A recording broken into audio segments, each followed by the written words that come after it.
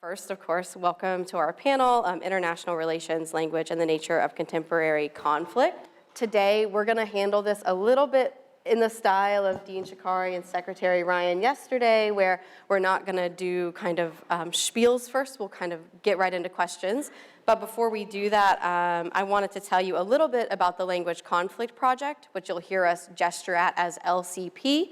That is the project that brings all of us together as researchers and the project that brings us to you. So all of this began with an effort initiated about 15 years ago by William Davies at the University of Iowa to bring linguistic perspectives on language rights and conflict into the classroom. This led to a 2018 text titled Language Conflict and Language Rights. From there, the LCP emerged and grew into a collaboration of linguistic, digital humanities, and political science scholars working to understand the relationship between ethno-political conflict, language policy, and linguistic similarity and difference. So we study ways that language can be wielded to either stoke or perpetuate conflict and the way that language difference can play a role there. While it's usually assumed that broad linguistic differences, so for example, two communities that speak completely different languages that are mutually unintelligible, it's often assumed that that would kind of be the source of conflict. We study, on the other hand, the opposite, so situations where two languages are so similar to the point that they may even be mutually intelligible. And we consider ways that that similarity is wielded in these situations to disregard or even erase identities of certain speakers. So yesterday you heard Secretary Ryan, and then this talk before us, the panel before us, talk about Ukraine and Russia, and Secretary Ryan brought up Serbia, Bosnia, and Croatia, so that's very well timed. You'll hear us discuss some of that today. But two important components of the LCP you'll hear us discuss are the Language Freedom Index, so we'll call that the LFI, and the Language Distance Measure, we'll call that the LDM. We really like our acronyms here. So we'll try to remember to remind you when it feels we're losing you. So we'll kind of define exactly what that means here shortly, but for my part in this project, I've worked extensively with Mike to develop and apply the LDM, language distance model, to a range of languages, some of which we'll discuss today, some of which we may not have time for. But I started out as a graduate student researcher at the University of South Carolina, working for LCP, and then they found they could not get rid of me, and I just kept being around. So after earning my PhD in linguistics last fall, I'm now an assistant professor of English at Bradley University in Illinois. So I'll introduce, let me take my mic with me. I'll introduce our panelists before I kind of volley them with questions. So first we'll hear from Dr. Harvey Starr. Harvey is, and I forgot to ask you how to pronounce this. Dag Hammarskjöld. Okay, Dag Hammarskjöld, professor in International Affairs Emeritus in the Department of Political Science at the University of South Carolina. He's most known for his work in the study of conflict and conflict processes and the logic of inquiry. Before moving to USC in 1989, he taught here at IU for 17 years. There we go. That's why I say we're semi-outsiders. We're a little bit in the door here. He served as department chair both here and at the University of South Carolina, and he has been a vice president of the American Political Science Association, as well as the president of the Peace Science Society International and of the International Studies Association. Next, we'll hear from, I will volley questions at, Dr. Stanley Davinsky. Stan is a professor of linguistics at the University of South Carolina, and he has taught there since 1991. He has lived a life in language with a BA in Spanish and Latin American literature and Asian studies from the Hebrew University, Jerusalem, an MA in Chinese literature, and a PhD in syntax and Japanese linguistics, both from Cornell. His current projects, also you didn't mention, but you did briefly teach here at IU, I think, right? Yes, 1 year. Syntax. So again, linguistics. Yeah, there we go. So his current projects are the LCP, which we're here to discuss, of course, and the Wordification Project, which is developing an online instructional design tool to teach English spelling at advanced literacy and under-resourced schools. And finally, we'll hear from Dr. Michael Gavin. Mike is an associate faculty of the Walker Institute of International and Area Studies and an associate professor of English at the University of South Carolina. His research explores quantitative methods at the intersection of linguistics, political science, and literary studies, with recent work focusing on language policy, intergroup conflict, and the political dimensions of language. Awesome. Okay, so as I said, we'll get right in with questions. So I'll begin with Harvey.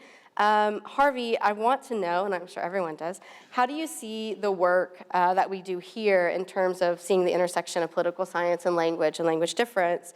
How do you see that being of value to political scientists, particularly those that do work in areas where language conflict may not be immediately obvious or relevant? And what lessons do you hope they take away from the work that we're doing? Well, the bottom line first is that most people who study international relations really don't do much at all with language and are woefully uneducated in linguistics. I mean, I've spent the last close to 10 years learning all sorts of stuff about linguistics from Stan, all right? International relations, excuse me, is inherently interdisciplinary. You know, after World War II, you began to find economics, sociology, social psychology, geography, and of course history being deeply related to the study of international relations, and as I just said, almost nothing in regard to linguistics. 1961, J. David Singer published a very important article called The Relevance of the Behavioral Sciences to International Relations. And he said this relevance comes from dealing with, borrowing, including methods, findings, and concepts. So to answer your question, the LCP has looked at linguistics and international relations, and there's been this flow of findings, concepts, and methods into the study of international relations. I want to answer your question with two words: one context, one policy. Any theory, hypothesis, model, right, is going to work, be true, quote unquote, right, have an effect, only under certain circumstances. I mean, this goes for hard sciences, social sciences. Any model, theory, hypothesis needs to be fully specified. And in IR, this, you know, so I'm talking about context. That's the fully specified. And in IR, that context included temporal context. There's the history. There's how things flowed. The spatial context, geography, where actors are in relationship to each other. Distance, and I might come back to that later because geographers talk about distance in many different ways. And basically, it's this social context, right? And that's where we get language. We get that social context.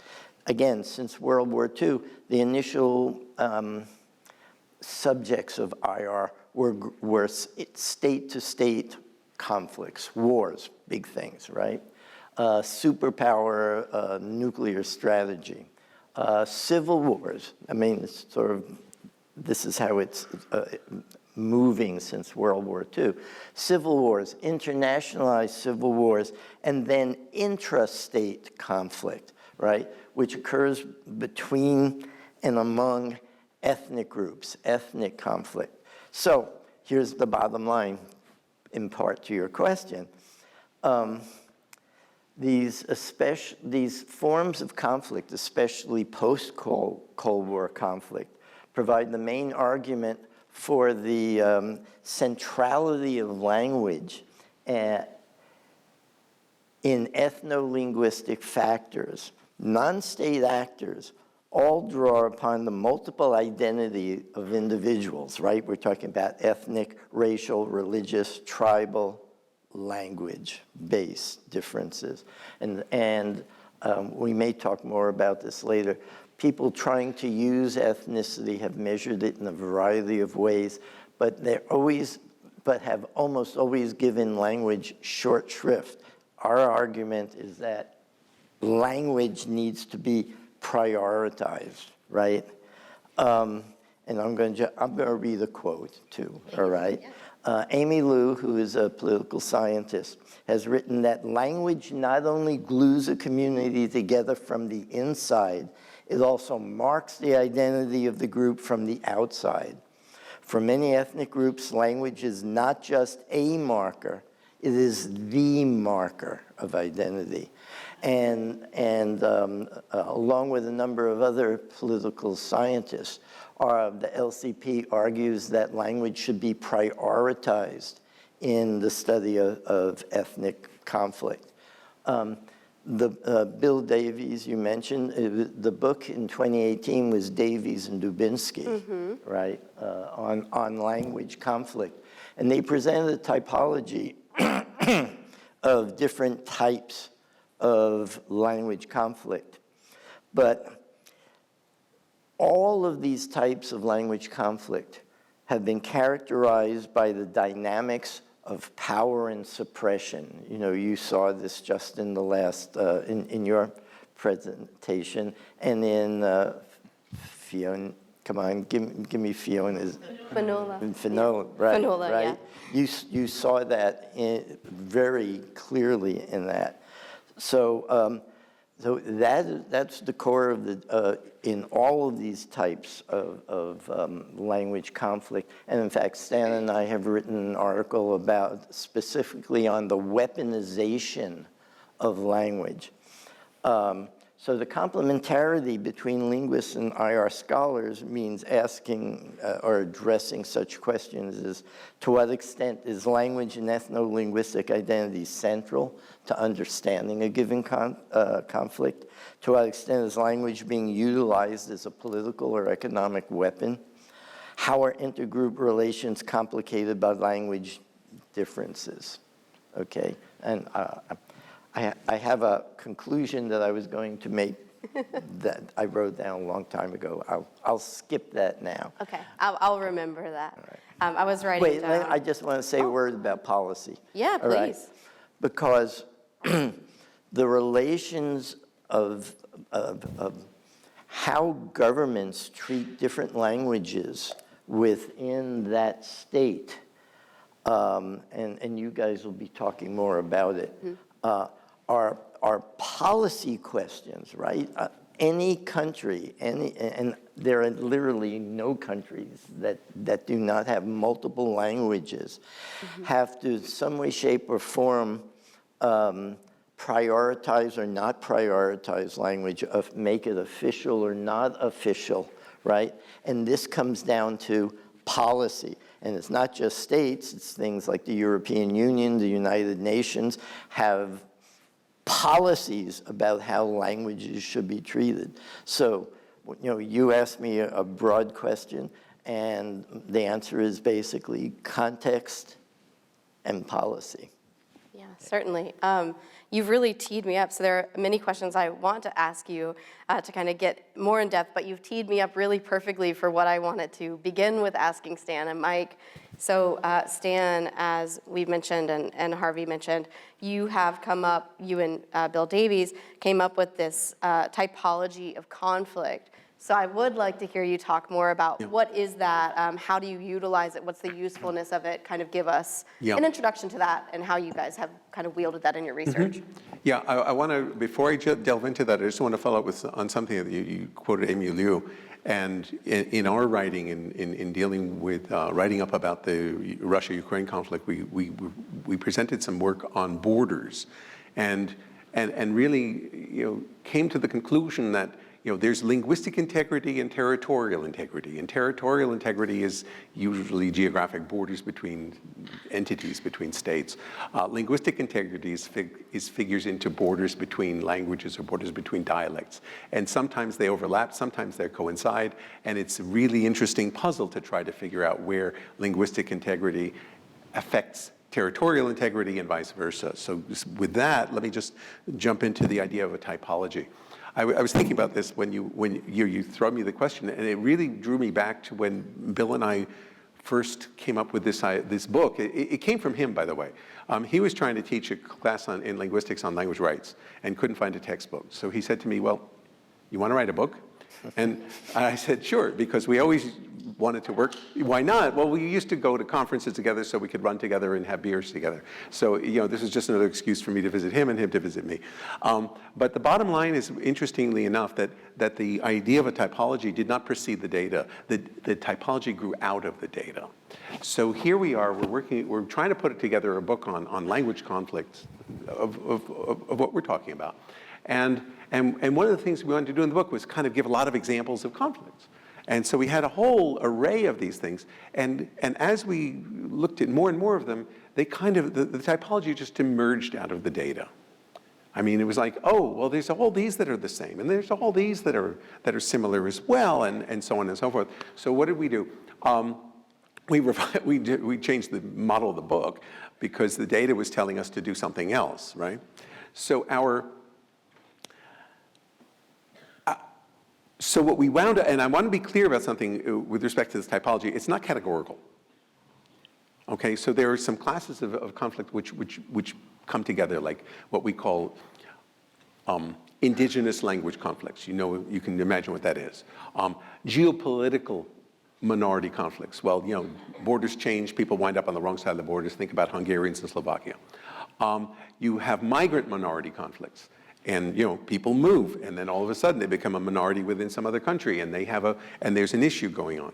There are conflicts that involve what we call dialect conflicts, and some of them, and when you say dialect, already you're on very thin ground because, well, is it another language? Is it just a variant of language? And that's very contested, as we all know.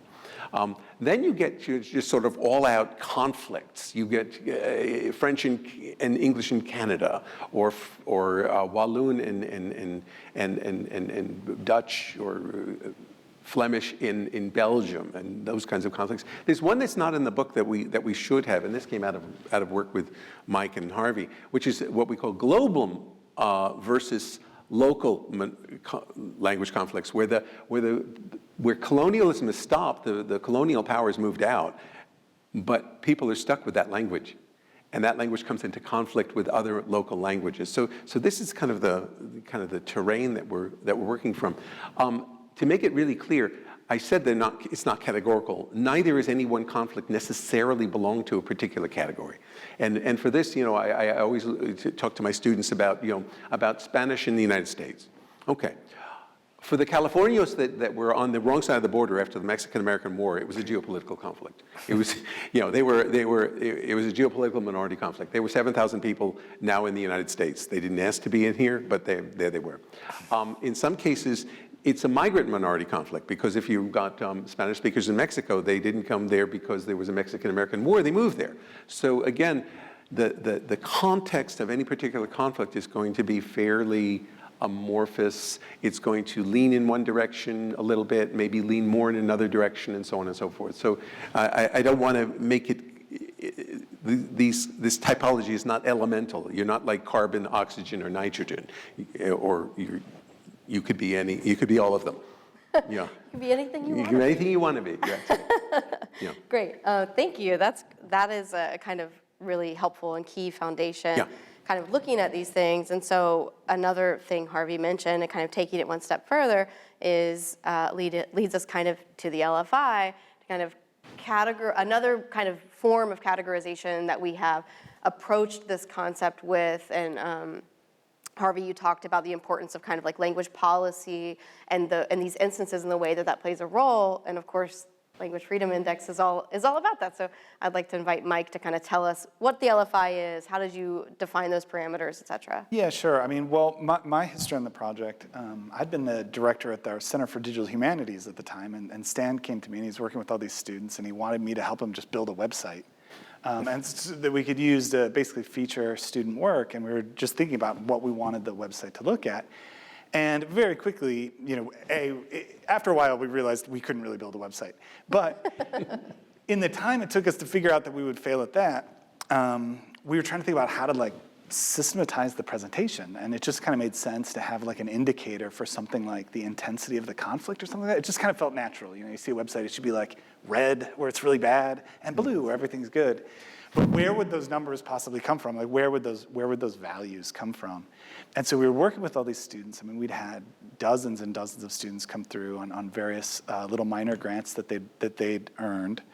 And we were trying to generalize across these cases, and we had a few like really enterprising students who were not just working on one case, but multiple simultaneously. And they were trying to make arguments about how, multilingualism is handled much better in India than it is in South Africa. And I said, well, how are you making that judgment? Like that's the thesis of your thesis, like where's it coming from? And we realized that there existed nowhere in the scholarship any good metric for such things. And so it started with an undergraduate thesis actually, comparing India and South Africa. And we told her, make a grading rubric. Just pretend you're giving it a grade. And what would you have to take into account? And we spent some time working with her on that. And then we just realized this seemed like a really good idea. We researched existing, attempts at creating something like a policy metric for evaluating language policy. And the people who'd done it, would say that this is so complicated. You can't study it in a simple way. So administrators working for the EU developed this incredibly elaborate, like 200-point questionnaire that they completed one time at the cost of millions of euros, and you realize could never possibly be replicated. Certainly couldn't be applied consistently across regions like in Africa and South America and other places. And then on the other hand, you had people working from econometrics who were like the quant people who just wanted to like somehow gather data that would somehow just manifest the experiences of linguistic minorities around the world. And so what we ended up on was reading up on indices like the World Press Freedom Index, the Democracy Index, how they work. And it turned out they worked very similarly to the advice that we gave that student, and that you develop a rubric, you get people to look at it.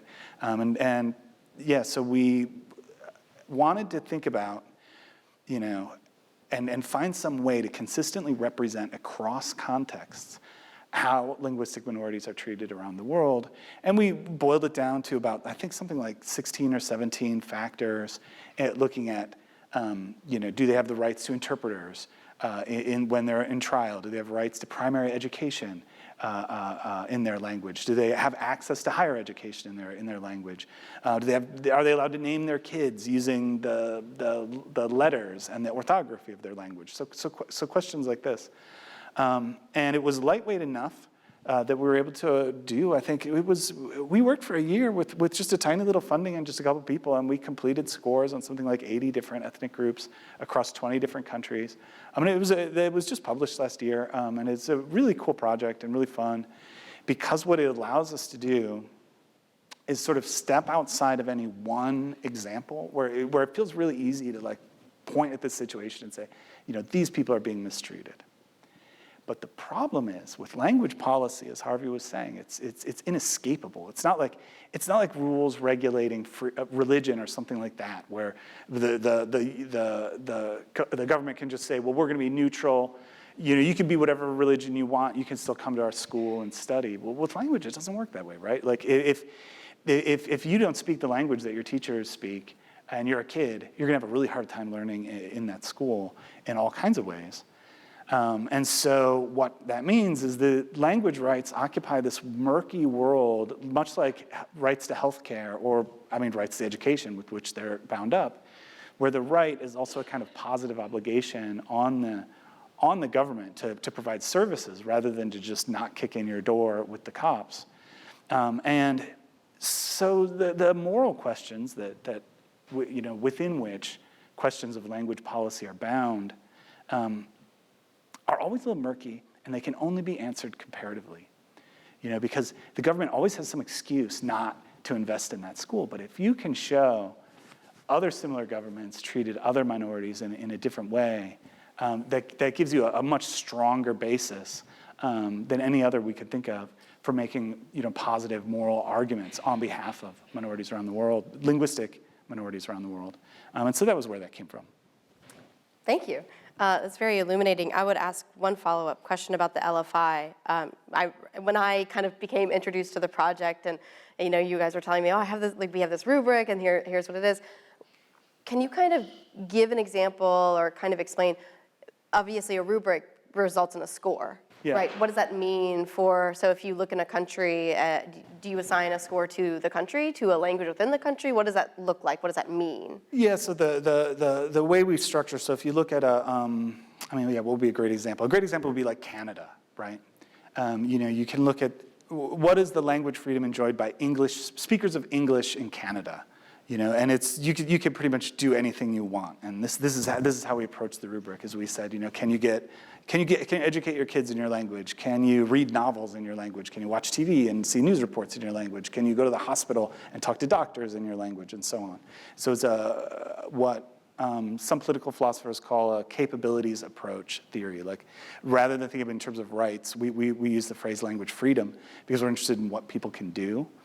And it creates kind of weird effects. So like any dominant majority will sort of almost always, by definition, have a score of 1.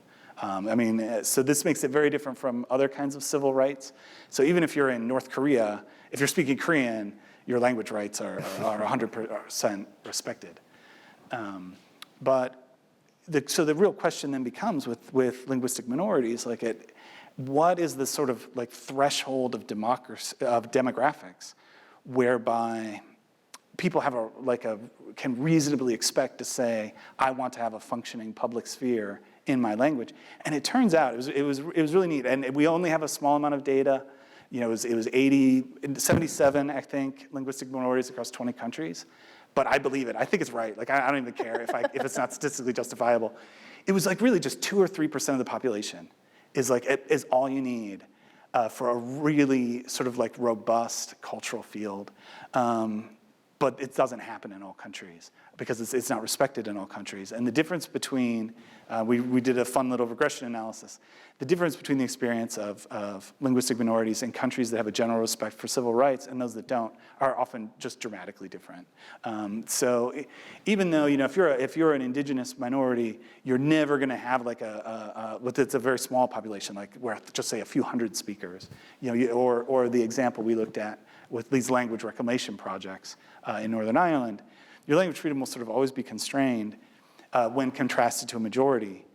But there's a ton. The gray area is enormous, and the potential for human suffering that is represented in the margin of error in any such statistical correlation is really quite humbling.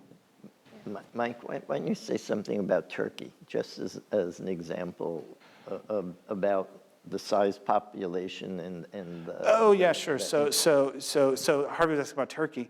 One of the things we ended up looking for was countries with really big linguistic minorities that have really small, really poor language rights. And so a great example of this would be the Kurdish speakers in Turkey, who make up, depending on how you count, anywhere from about 15 to 20% of the population. But there are places where their language is actually banned. You're not allowed to have you're not allowed to have public signage in Kurdish. Stan knows more about the history of the violence in Turkey than I do. Well, the first Kurdish speaker, first female Kurdish speaker elected to the Turkish parliament, she took her oath of office in Kurdish and was immediately arrested for doing that and taken off to prison for several years.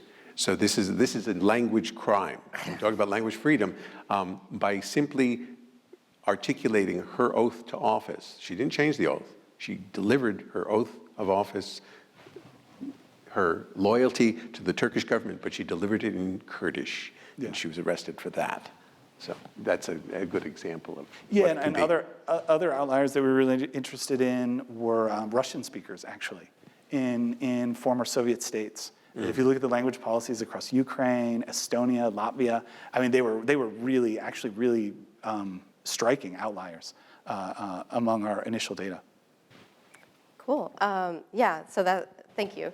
And I love you guys bouncing it around a little bit. That's really nice to hear you guys kind of engage in that natural conversation about it.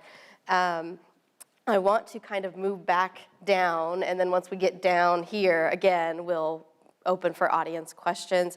So we've talked a little bit about quantifying language freedom, which also kind of spurs me to consider how we quantify language distance and what does that mean, right?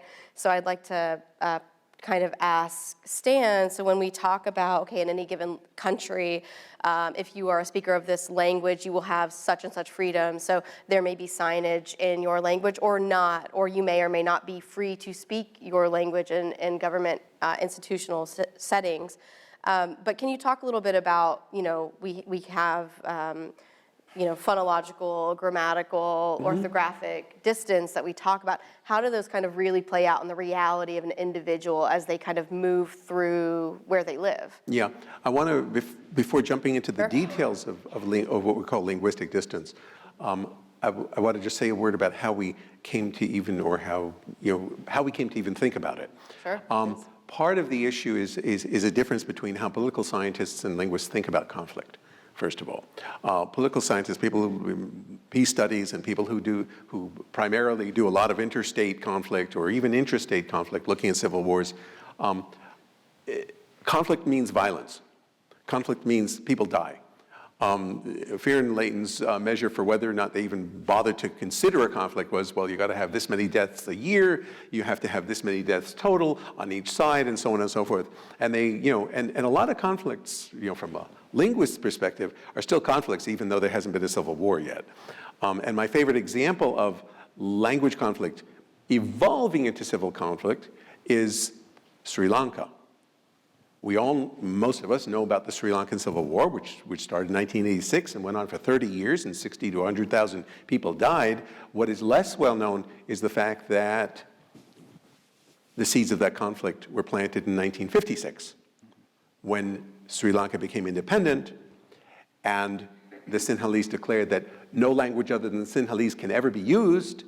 And the Tamil minority, who were 15% of the population, much like Kurds, were basically squeezed out economically and socially and in every possible way, until 30 years later, bam, there's a civil war. Okay, so I think that the impetus on us as linguists is to look at the conflicts before the people start shooting. And one of the things about political scientists, and this is why I get into language distance, because one of the things that political scientists like Fearon and Leighton and others have looked at is they've looked at, well, does language factor into conflict? Well, they kind of say no, but because one of the reasons that they say no is because they don't measure the difference between languages very well. They're using what we call phylogenetic difference. They look at a language tree and count the nodes. Oh yeah, English is a Germanic language. Oh yeah, so English is more similar to German than it is to French. Huh? I challenge any one of you who are English speakers and have never studied either French or German to go online, go to Le Monde, look at an article, and see how many words you recognize.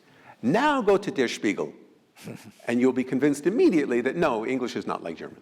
So because what happens is there's phylogenetic difference, which is the difference when languages grow and change and evolve, and the vector for that is gradual dissimilation.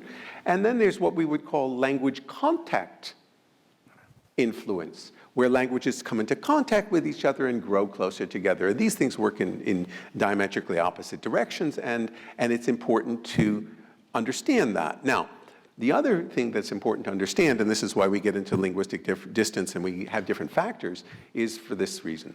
Languages are not whole objects that you can just say, well, okay, German is 10 feet away from English and Dutch is 3.5 feet away from German, or something nonsense like that. You can't.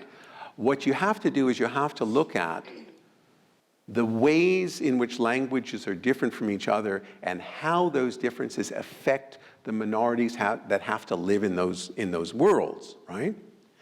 If you were, and I've had this experience, if you have a knowledge of the orthography of a language, you're at an advantage. My first ever experience in Japan was as a student of Chinese. I couldn't read anything, but I could find the exit to the subway system, because the word for exit in Japanese and Chinese are written with the same two characters. I couldn't pronounce it, couldn't ask anybody where it was, but I could read it. Then I was in Korea for 10 days, and I felt like the most illiterate person in the world, because they use Hangul, they use their own alphabet. And guess what? I knew what some of the words meant, because if somebody would say them, I would kind of understand it, but I couldn't read a damn thing, okay? So now you have phonology, you have grammar, you have lexicon, and you have orthography. You know, if you can't read the words, if you have no contact with the orthography, I challenge you, go into a supermarket and try to figure out which is a bag of flour, which is a bag of sugar, and which is a bag of salt. You're lost, right? So orthography presents its own problems, right? Phonology presents different problems. How transparent is, you might be able to read the language, but there's a lack of transparency between the way the language is spoken and the way it's written. That's a problem. What about the lexical issues? Are the languages cognate? I can assure you that North Koreans, escaping to South Korea, have recently, in recent decades, come to have a dialect problem because South Korean has borrowed so massively from English, and North Korea has done its best to keep all foreign words out of their language. So you have that's a lexical problem. So you can see in different columns of difference, there are different effects. There are different effects on the ground socially with people who are trying to negotiate spaces in these minority places. Now, there's one other thing I just want to add to this, is that the distance is asymmetrical. If you speak the minority language, you have a climb. If you speak the majority language, right? So if you're in South Africa and there are, 12% of the population are English speakers and another, 12% are Afrikaans speakers, and there's maybe 20% are isiXhosa speakers or Zulu speakers each, right? Xhosa and Zulu have maybe 50 some odd consonants in their language and just a few vowels. English and Afrikaans have many, many more vowels and fewer consonants. The English speaker in South Africa just does not have to worry about learning Xhosa. Why? But the Xhosa speaker who wants to go to Rhodes University as a student has to learn English. So the distance plays an asymmetric role in affecting people's lives if they are minority or majority. Okay, and I'll stop there. Yeah. Let me just add something here, which, as a political scientist, this jumped out at me. Using the standard thing of using language trees, right? That's symmetrical. English is as different from German as German is from English. Mm-hmm. But studying this stuff with these guys, the language distance measures and that whole dimension is so important because it's not symmetrical, right? English is closer to French than French is to English. Yes. And it's because of contact. It's because of how many hundreds of years after 1066, where French came into England and affected the language. And in our work on Ukraine, right. You have Putin contradicting himself, right? We got to go in there to protect the Russian speakers. What? And then it's, but Ukraine and Russian, they're essentially the same language. Well, he ignores the fact that there were 250 years of Poland-Lithuanian control of Crimea, and that changed the Slavic version of the language that were being used in Ukraine. So I just wanted to mention that because people think, we know the tree, we know German and English, but no. That's, you're working on the symmetrical stuff. The asymmetrical stuff becomes very important for interstate type things, and then versions of that becomes very important to intra-state conflict. Sorry. I just want to tell you some of the things that jump out at me as a political scientist who didn't know any of this, right? None of this before we started working together.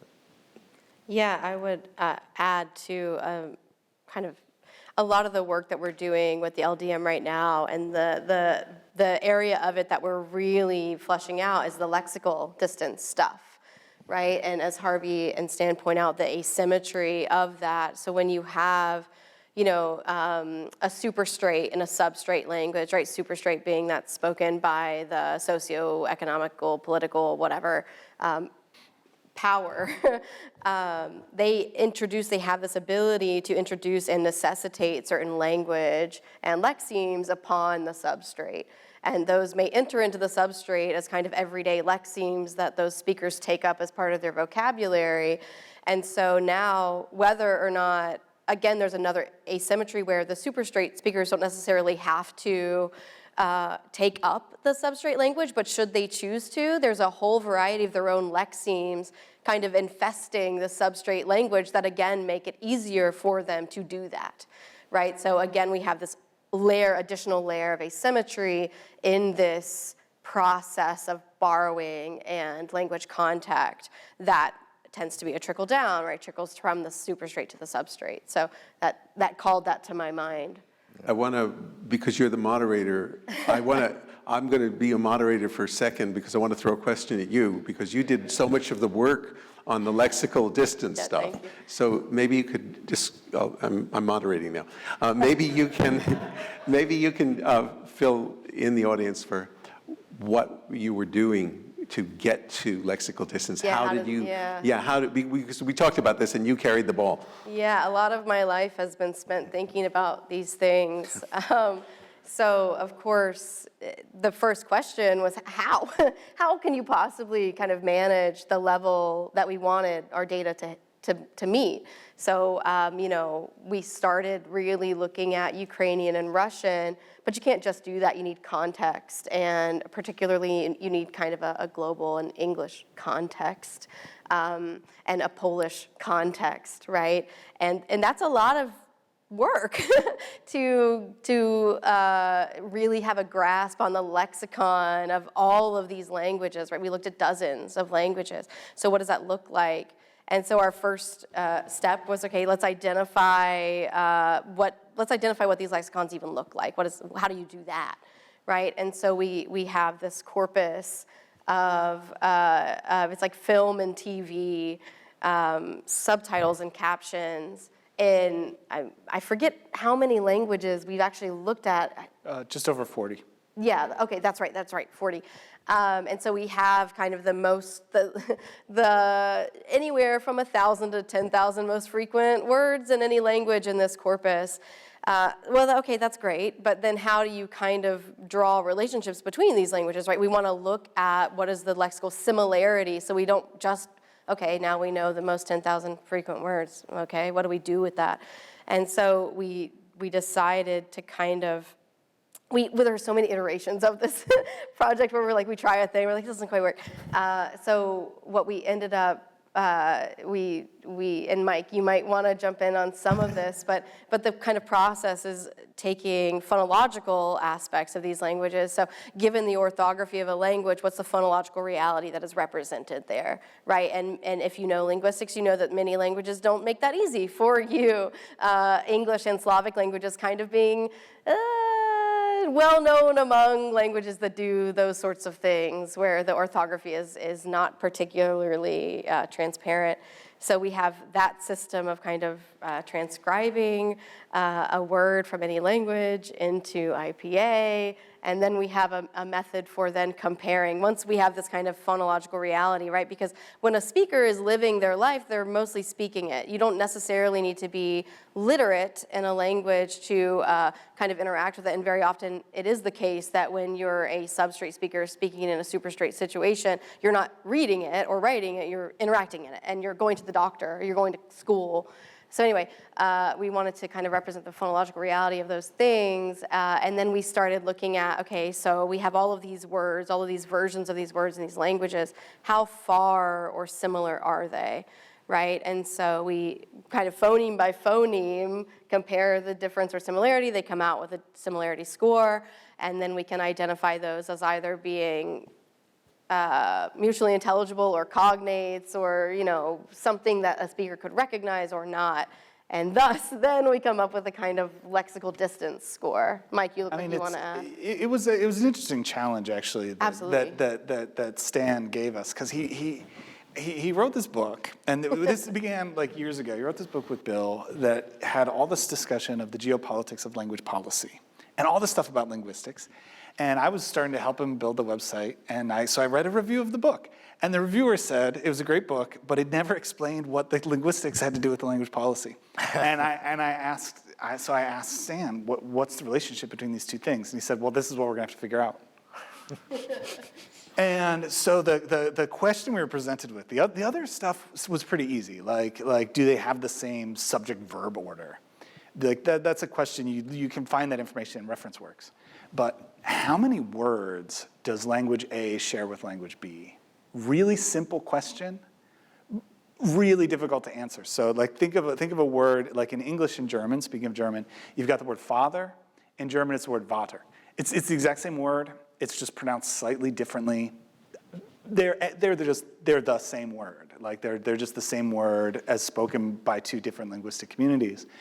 And so how do you find those words? Especially when they're written across different scripts. So you'll have, words in like Serbian and Croatian. It's the exact same language, two different scripts. So you have to, for each of these 40 languages, we had to translate each one into every other one, convert them all into phonetic transcription to figure out what each language shares with every other. And it was actually super, super illuminating. Like Ukrainian and Russian have a ton in common. Like it's not like Putin's crazy. But you know what? Ukrainian also has a lot in common with other Slavic languages. And they're similar, but they're not as similar as Czech and Slovak or Serbian and Croatian. They're only a little bit more similar, guess what, than English and French, actually, which was a really interesting fact that just kind of jumped out. But also, when you look at it this way and you say, well, like, okay, how many words are shared across these languages? Then you can look at a word and say, what languages does it appear in? And most words appear in more than one language. It's one of the really weird facets. We think of languages because we experience them subjectively as totally separate. It's really easy not to see how much they have in common. I mean, from across our entire 40 data set, I mean, I think only about somewhere between 10 and 20% of the words in any given language are isolates to that language, which means the vast majority of the words you speak, you actually share with people that you would think speak like a totally different language from you. And it's a mix of things like proper nouns, like Obama. Is Obama an English word, right? Is Uber a German word, right? Like how do you have to use the word Uber for it to be a German word? Is burrito Spanish in Spain if they take it from Tex-Mex restaurants, right? And you realize that actually everything we think of as communities and everything we think of as languages are actually, we imagine them having these like strict borders, but borders are permeable, man. And we're all connected and made up of pieces of one another in all kinds of ways that I think has just been really cool to study. And so these language trees, that Harvey was describing and Stan was describing, where if you guys seen these, they're like these big, there's like Indo-European languages over here and that. Well, if you actually just look at the features of language, the way they use them, what you see is this incredible continuum. Like it's not these just big categorical jumps. Like languages relate to each other across a very easily perceptible normal curve, almost no matter how you measure them, if you're looking at particular features, in ways that just totally go against our sense of like categorical membership. And so that's been one of the real fun takeaways for me of doing this work and just doing the math. I mean, the math, everything just blurs when it becomes statistics. As a historical linguist by training too, and someone who has never felt, and most people, if you know anything about like Old English into Middle English, you're like, English doesn't feel Germanic at all. This has been a really fun way for me to have another reason to yell at my students when I teach them about the history of English, and I'm like, it's basically French. But anyway, we're at 26 minutes, so my students get yelled at by me a lot in a loving way. But I just get too excited. So anyway, I think it's time, we have gone a little over time, but let's open it up for audience questions. And I'll try, as we get questions, to kind of volley them to specific members rather than having each member answer every question. Or Thank you you for may an direct your exciting talk. questions too, And please. I'm really amazed by the linguistic SWAT team from University of South Carolina. Right now I'll put it on my linguistic map. The question is to Professor Gavin.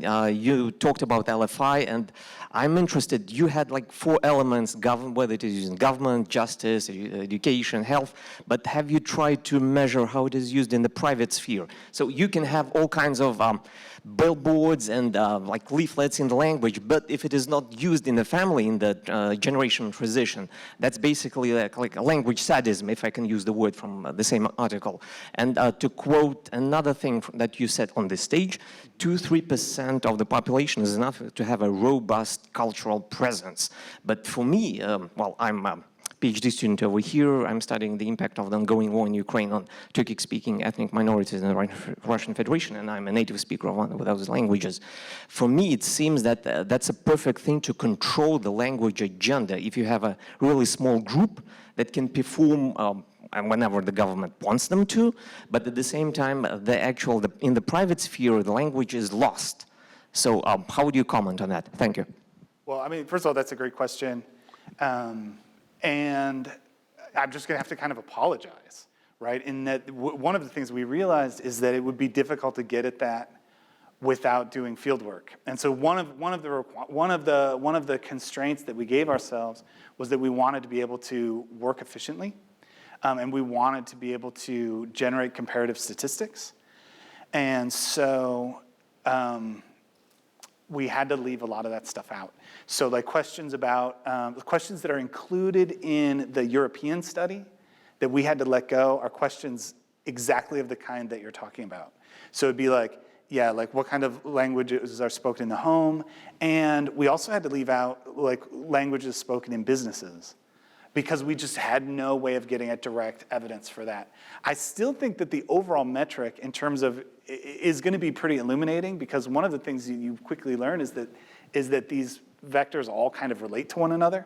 And so I don't feel terrible about it, but it was something we had to let go of, unfortunately, because we just had to try to find what we consider to be the right balance between covering it as comprehensive as possible, while at the same time being able to generate enough examples that any kind of comparisons could be meaningful. Okay. And we did our best, is all I can say. Let me just jump in for a second. One of the findings, and again, from I'm a non-linguist, that pops out at this, is that you would take a country, look at different languages, try to get approximately the percentage of the population who spoke it as a first language, right? And it would tend to be that the language group that was the largest scored highest on the LFI. And then the next biggest group would be below that, but they would be the next highest. So what we soon discovered, and that's why I asked about Turkey before, is that you could pick out language groups that were being discriminated against by public policy. And again, that's not your question, but that was it. So you could look at, and you could see in Turkey, language groups much smaller than the Kurds with much higher LFIs, right? So clearly that jumped out. And so that's one way we can use it. I mean, coming back to political science and linguistics, but yeah, and the closest variable we have to what is the language in the home is primary education. And it's not a perfect indicator, but if people in this region are asking for their kids to have this in kindergarten, that's generally going to overlap with communities where they're speaking in the home. It's not a perfect overlap, but it's an imperfect proxy that we've sometimes referred to.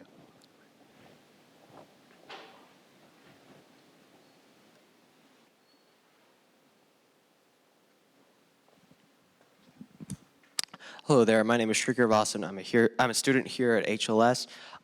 My question regards the structuring of linguistic policy with regards to a community where there exists multiple minority languages. Yeah. What we sometimes see is that if there's a majority language, then that may come at the expense of minority languages, or that a specific minority language might be prioritized. And so that comes at the detriment of other minority languages. How do you see, I don't want to say the best, but a better linguistic policy that tries to focus on promoting the use of these various these various linguistic groups, these various languages, effectively doing that? What is the answer? I'm just going to ask that, and maybe there isn't, but thank you. Well, let me just say one thing about policy and how much policy can do for you. Because I think we focus on policy, and in fact, our paper on LFI was in the language journal section called Language and Public Policy. But one of the factors that figures very, very strongly into all of this is what the minority linguistic group wants for itself. This is a variable that is very often unaccounted for. I can point you to Peru, where the majority of the population are Quechua, but the Quechua speakers don't like their language. They don't want to speak their language because it's been denigrated for so many generations that they avoid their own language. They are a sufficient enough minority in Peru that they could support their language much better than the Irish and the Welsh are supporting their language, right? But the attitude plays a role in that. Another factor in the minority language sphere are the attitudes of people who live in the communities and people who are in some ways expatriate from those communities, like they've moved to big cities. And I think it was Jane Hill who noticed that what she calls that there's a difference between people who have use of the language in a quotidian way. They deal with it every day. They live in the language, right? And then you have people who have migrated. Let's say if you're a First Nations language speaker in British Columbia and you live in Vancouver, you have a different attitude. And it's very often, interestingly, the case that those who have moved away from the community are much more politicized and much stronger supporters of preserving the language than the people who live back in the communities that are most likely to preserve it and speak it, partly because they have other concerns.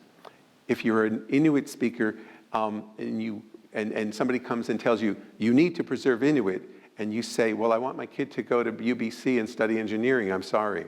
I don't have 3 hours a day, 5 days a week to teach him more Inuit. I want him to learn math. Right? So I love your question because you pose the question as a matter of policy, but I think that the whole picture of how to preserve languages goes further than just someone in some capital city, in some government agency deciding what should happen, because that won't do it. And I have an answer which will be accompanied by a plug, all right? We're editors of a volume that's forthcoming next year from Cambridge University Press, Handbook of Language and Political Conflict.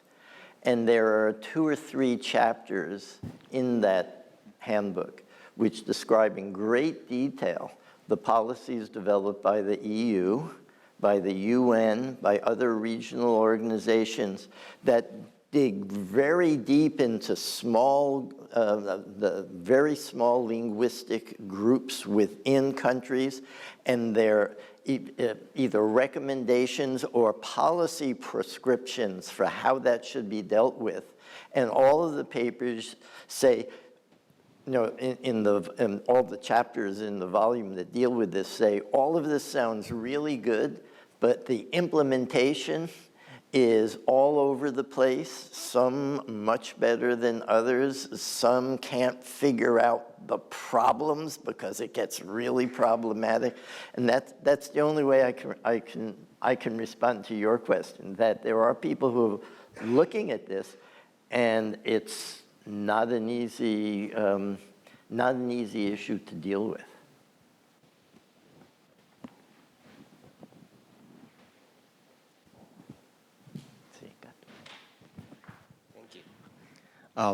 I'm Charles Ling from the Department of East Asian Languages and Cultures, and I really want to thank you so much for this stimulating session, because in the school, we have so many language scholars and linguists and language instructors, and this is a very stimulating way of thinking about connections between language people and people who work on international relations and policy. I'm particularly inspired by the way that you talk about how language should be prioritized in these discussions, because language is really close to our, probably the core of our identity. And there's a quote that if you want to hurt me, talk badly about my language, right? I am really interested in how you put these in very concrete terms in linguistics. I was trained as a linguist and as a psycholinguist more specifically, and also linguistic anthropologist. You talk about language distances, right? And we have thought about these objective measures of language distances like grammar, phonemes, for example. You can also measure this quite objectively by doing a survey on mutual intelligibility, right? And that's a psychological way of testing it. I'm quite interested in how this kind of language distance might interact with subjective way of feeling how close and different your language is to another group who you share the language with. But sometimes you feel that you share too much, right? You want to actually distance yourself. And for this, I'm thinking about the situation of, say, Mandarin, which is spoken in China as well as in Taiwan. And I'm sure there are many other situations like this where it seems that they share a language, but at the same time, language becomes a kind of infiltration, right? So when you use too much of the shared language, or you adopt language, then you feel that this closeness is getting too close. So I wonder how, whether you can comment on this objective measure of language distances, and how that may interact with how much people want these languages to be close or far. So this sort of objective measure of language distances, even accents, dialects, versus subjective perception of language distance, and how these two interact. Thank you. The narcissism of small differences, you want to go? Yeah, I mean, like you've articulated precisely, like. You just lit all of us on fire. That was like We're a little like- abstract of the NSF proposal that we put in that got turned down because they said, this sounds really true, this sounds probably true, but you haven't proven it yet. And so, yeah, I actually resist talking about this because we haven't been able to demonstrate it, but this is precisely what we're sort of hypothesizing that we're going to find, is that, there's a huge perception of cultural difference when you have very different languages, English and Chinese, and that as they get closer, there's a sense of comfortable difference. Like you know the difference between Chinese and Korean and Chinese and Japanese, or between French and German and Spanish. But when you get to that zone where it's not 100% clear that they're different, that they are distinct languages, or they're different dialects of the same language, that's this danger zone that's both a psychological danger zone, because it just seems like your very existence threatens me. Like why are you just speaking a bad version of what I'm doing from the majoritarian perspective, right? Just the mere presence of a minority doing this just feels like an affront. And there's all kinds of anecdotal evidence to suggest that this is often the majoritarian response to the kind of phenomenon that you're describing. And we hope that we're going to be able to track it more precisely than we've been able to so far. Yeah, I think one of the major things that have come out of this is what you said, the narcissism of small differences, or the danger of small differences. The uncanny valley. Uncanny valley, yeah. Yeah, and political scientists have thought about language and conflict in a much more linear fashion. The further apart they are, Chinese versus English or something like that, the more chance there may be conflict, right? And other people have said, well, if you can really talk so the other people understand you and everything, it's really minimized. But there really is a curvilinear thing. There's that space in the middle that Mike was just talking about, where conflicts might be handled much more easily. And at the two extremes, very far apart and very close together, you're going to find much more explosive, conflictual situations, or much more difficult to deal with, let's put it that way. So I find, and we haven't done full research on it because we didn't get the grant, but I think that's one of the key areas of linguistics and political science where they can come together, because you've put your finger right on that key issue. Yeah, I want to follow up with not addressing that, but addressing the first thing you said about the need for linguistics and language in political science and international relations study to kind of come together more close. And I'm going to do a plug for the fact that when Bill Davies and I got our book on language conflict and language rights, we developed a course out of it. It's called, interestingly enough, Language Conflict and Language Rights. Why wouldn't it be? And that course was developed, and we put it out there. I worked with a linguistic anthropologist in the linguistics program at our university who helped me develop it into a course that actually satisfies a core requirement. So it's a core course for our university that satisfies a 3-credit requirement in values, ethics, and social responsibility. Yay.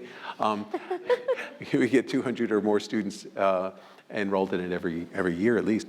And then having gotten that notch on our belt, I went to the political science department and shopped it to them. And so we actually have, and this is a rarity in American universities, we actually have an officially cross-listed course in the bulletin that is a linguistics and political science course. So think about that. Go shop it to your, If anybody, by the way, if anybody's interested in what this course looks like, or just email me. I'll send you a syllabus.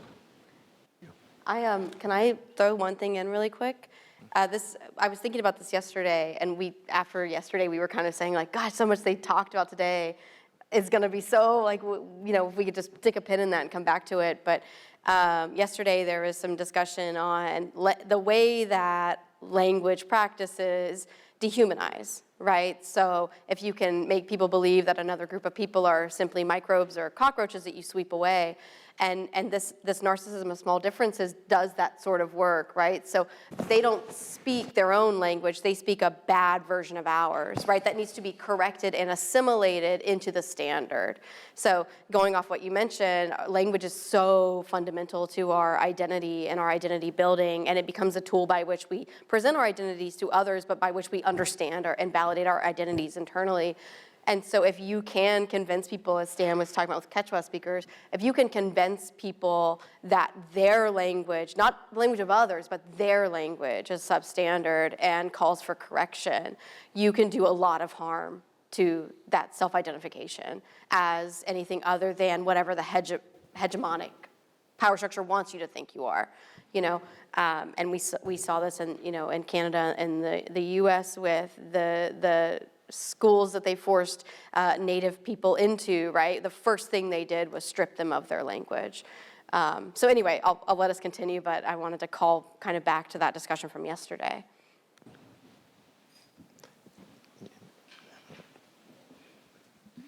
My question, thank you for these great insights from your project. It's wonderful. My question actually dovetails perfectly with what Charles just asked, and that is, you've spoken a little bit about the likelihood of conflict between scenarios in which the language distance is great or where the language distance is very small. Have you observed or do you anticipate any patterned differences in the type or nature of political conflict that would occur in those two categories? Well, I'll just say that's the primary expectation is that there'll be differences of quality rather than necessarily intensity, just because of the way policy constraints, necessarily have to deal with the reality of language. So, like, if you're going to have a policy that says, well, we're going to create Esperanto, we'll create a bridge language that has pieces of different languages. That's only possible if the languages are all really similar. There's no Esperanto that's going to pull together, English and Polish. And at the same time, if the languages are really different, and you want to do something like a language reclamation project, like the one we were just learning about in Ireland, that's going to require a really big investment, multiple years of commitments. That is going to be a little bit, is going to have different constraints than you would have if the languages were super similar. So the ways in which the facts of language constrain the the policy opportunities, the window or the options that are available, is something that strikes us as a key variable that people just generally don't look at. Precisely because they just treat it as a yes or no question. Are they fighting over language? Like no one ever said, I always say this, no one ever said, give me my subject verb order or give me death. But like, if a language is just, if the two languages are totally different, it's a lot harder to, like, what are you gonna do? Like, give them like 2 semesters, and so you can say konnichiwa? Like the policy options respond very powerfully to the perception of linguistic compatibility.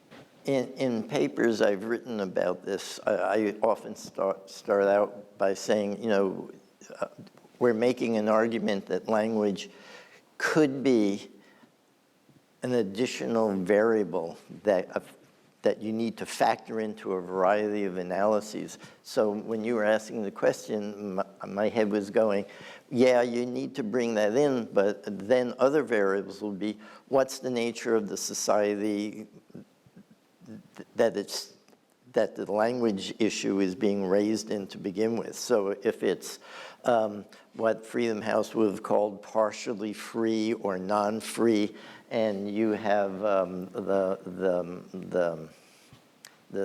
Sri Lankan example, and if they're on teetering and you have a leader who's willing to roil up a conflict between language groups, that's one thing.